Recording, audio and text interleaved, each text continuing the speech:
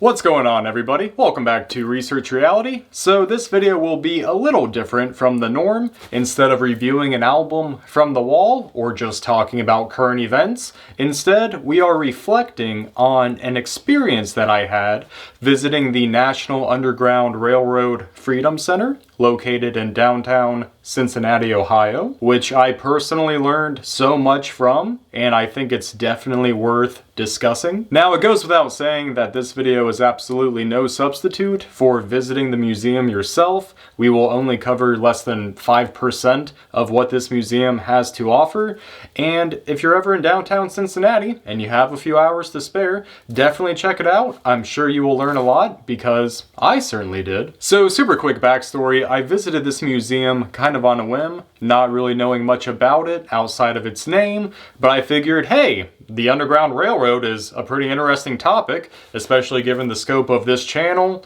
and, of course, my own personal music taste.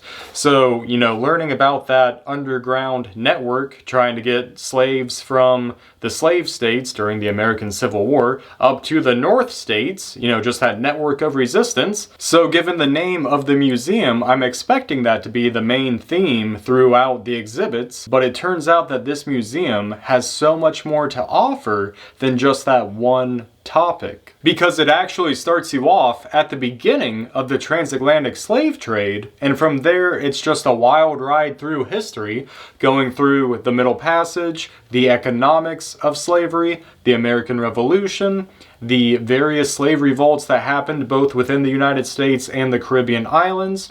It takes you through the Civil War, of course the Underground Railroad, and then we have Reconstruction, segregation, civil rights, modern day slavery.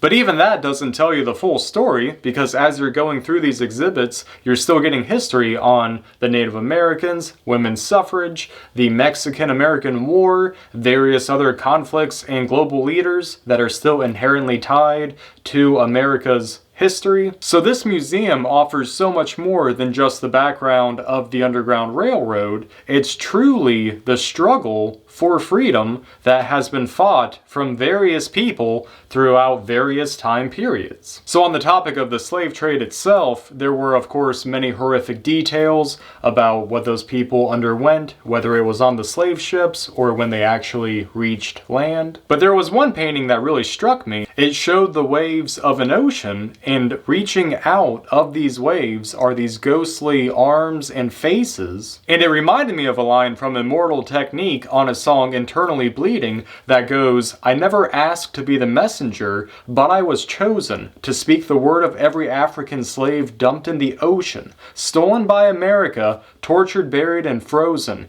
written out of the history books your children are holding." Yeah, I think that about sums it up. And then of course you have various details about the Founding Fathers, like how only 4 of them did not own slaves, those 4 being John Adams, Samuel Adams, Thomas Paine, and Alexander Hamilton, which Hamilton is a fantastic play. I highly recommend it. Maybe I'll do a review of that sometime soon. I also learned that Thomas Jefferson actually tried to add a clause to the Declaration of Independence, pinning slavery entirely on the King of England, and everyone was like, dude, we're trying to gain our independence here. You can't just be making shit up. Now, I tend to take a nuanced approach when it comes to examining the Founding Fathers. You can be a bastard for your time period and yet still accomplish great things, and vice versa, I suppose, if that makes sense. But when it comes to Thomas Jefferson in particular, there's a fantastic podcast called Behind the Bastards. I've talked about them before, but Behind the Bastard does a deep dive into terrible people throughout history. They did Thomas Jefferson, and holy shit, even for his time period, he was still really bad. And it's actually a very well-cited podcast. They're reading a lot of books on air, and yeah, it's a lot of good information.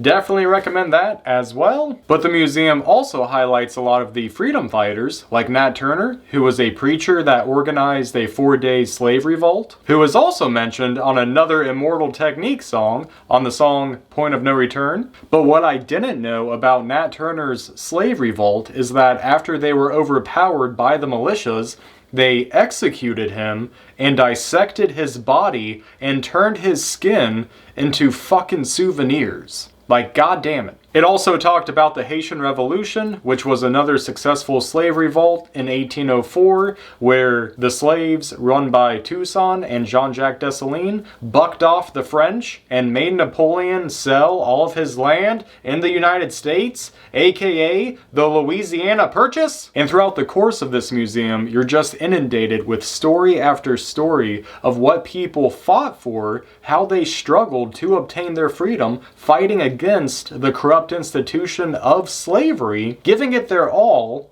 just to be cut down still. Whether it was the Dred Scott case, or the Andrew Jackson Indian Removal Act, or Andrew Johnson, who codified the Black Codes after the Civil War, which restricted African American freedoms further. But again, there were still so many stories from those freedom fighters, whether it was Susan B. Anthony, or Frederick Douglass, or John Brown, or the Quakers, or Nelson Mandela. I mean, the list really just goes on and on. And speaking of Nelson Mandela, so Kendrick Lamar on his sophomore album To Pimp a Butterfly also mentions Nelson on the track Mortal Man. The track itself is of course very personal to Kendrick, and it concludes a story that's actually told throughout the album, but again, talking about Nelson Mandela, and of course everyone that was involved in the Underground Railroad, just that network of resistance, moving people out of the South into northern states so that they could just live in peace. But there was one exhibit, one temporary exhibit, that was only there maybe about 4 months, but it told the story of Emmett Till. Now, I am not necessarily the best resource for the Emmett Till story, so definitely look into this, through maybe a better resource. So, Emmett Till was a 14-year-old African-American boy who, in the 1950s, he was accused of whistling at a white woman, a woman who would go on to tell her father about what happened, again, that she was whistled at, and her father, and I want to say her uncle, abducted Emmett Till, tortured him, and threw his body into the river. A few days later, Emmett Till's body is found, and his mother, when making the preparations for his funeral, demands that they have an open casket. And his mother is actually quoted as saying, "I want the world to see what they did to my boy." So they had the funeral, they had the open casket, you can still find the pictures today, and that decision to show the world what they did to her boy, that decision is actually what helped spark the American Civil Rights Movement. Because the torture and death of a 14-year-old boy for the crime of whistling was too much for the American public to bear, and it got a lot more people active than would have been otherwise. And those two men who committed that crime were of course found not guilty by an all-white jury. So decades pass, and eventually the town where Emmett Till was murdered, the people decided to put up a sign in remembrance of his murder, a sign placed at the river where his body was found. And unfortunately, that sign ended up getting shot multiple times and was replaced by a second sign that was also shot multiple times. And they actually had that sign at that museum, bullet holes and all, and now that sign has been replaced as well with a bulletproof sign. And I want to say that all happened just in 2018, rather recent, I would say. Again, I'm not necessarily the best resource for that story, definitely check it out if you are interested. But when it comes to the reflections of the National Underground Railroad Museum, I would like to end it with a slight review of a song from Akala on his album The Thieves' Banquet for the song Maangamizi, which Maangamizi is translated into African Holocaust. Someone actually made a music video for this song that I will link down below. It's incredibly well done and I really can't recommend it enough. But Akala touches on so many different facets of this topic on this song. Again, saying that Maangamizi means African Holocaust because they've paid a hell of a cost, including but not limited to the largest forced migration in the history of nations. How many millions dead at the bottom of the ocean, thrown overboard like property stolen?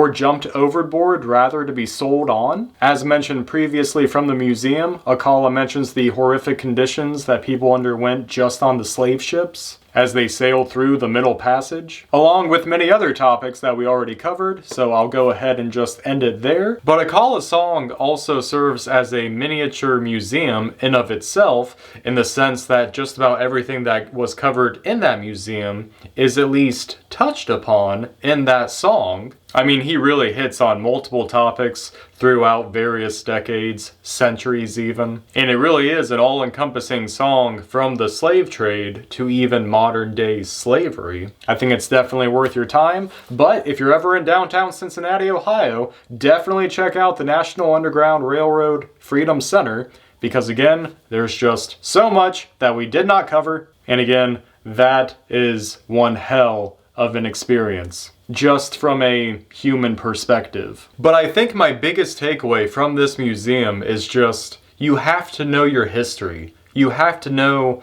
what people have gone through for the luxuries that you have today. And you really have to immerse yourself in the sacrifice that people made in order to have the life we have now. I think looking forward at all the challenges we have ahead of us, you can definitely learn so much, again, from what other people have already overcome, and you can find inspiration in those actions, in those acts of resistance, in those revolts. And that pretty much concludes the video, so definitely like and subscribe if you like the vibe. If you want to check out some more protest music, we have other videos talking about this wall, which is entirely comprised of protest music, of revolutionary music. Let me know what you guys want to see reviewed next, and until then guys, we will see you on the next video. Later.